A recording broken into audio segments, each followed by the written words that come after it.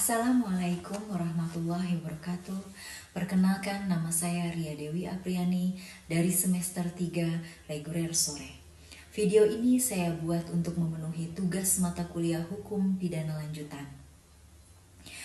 Materi pertama yaitu Delneming dan materi kedua yaitu konkursus yang diampu oleh dosen pembimbing Ibu Silvianti Nur Halimi, SHMH. Kasus yang saya akan ambil adalah kasus pada tahun 2024 yang baru saja terjadi. Pemerkosaan dan pembunuhan siswi SMP di Palembang. Pembunuhan AA terjadi di TPU Talang Krikil, Palembang.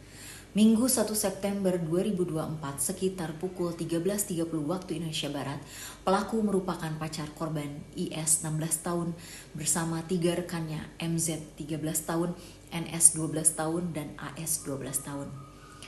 Modusnya dengan mengajak korban jalan. Korban kemudian diajak ke lokasi TPU dekat krematorium. Di lokasi korban AA dibekap hingga lemas. Sementara 3 pelaku lainnya sudah di lokasi menunggu keduanya. Setelah korban lemas, para pelaku kemudian mencabuli korban secara bergilir.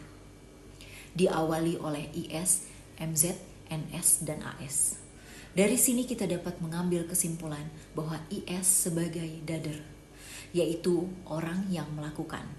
Sementara 3 kawannya sebagai medeplegan, yaitu orang yang turut melakukan. Masuk ke dalam kategori Delneming, yaitu penyertaan. Kemudian para pelaku berpindah ke TKP selanjutnya, yang berjarak kurang lebih 30 menit dari TKP pertama. Di TKP kedua, korban sudah dalam kondisi tewas. Namun para pelaku tetap mencabuli korban.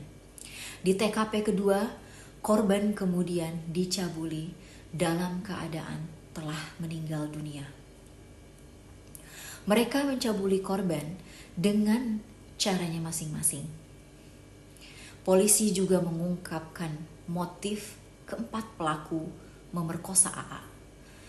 IS menjadi otak pelaku pemerkosaan dan pembunuhan korban.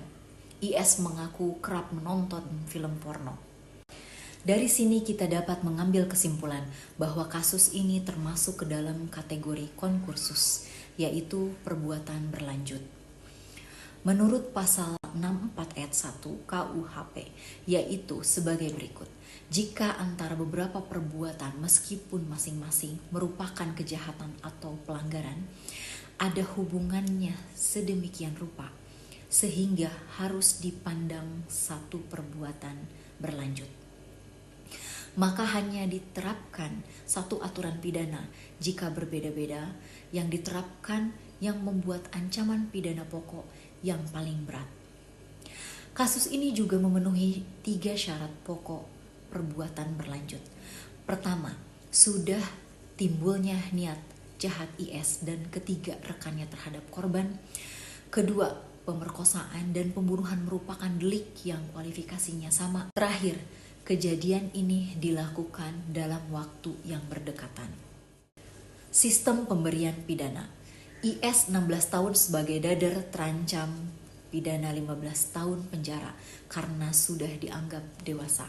Sementara 3 pelaku lainnya, MZ 13 tahun, NS 12 tahun, dan AS 12 tahun ditempatkan di Panti Sosial Rehabilitasi Anak Berhadapan Hukum PSRA BH karena dianggap masih di bawah umur dan kasus ini masih dalam penyelidikan. Demikian penjelasan singkat yang dapat saya paparkan tentang ajaran Delneming dan konkursus pada kasus ini. Terima kasih. Wassalamualaikum warahmatullahi wabarakatuh.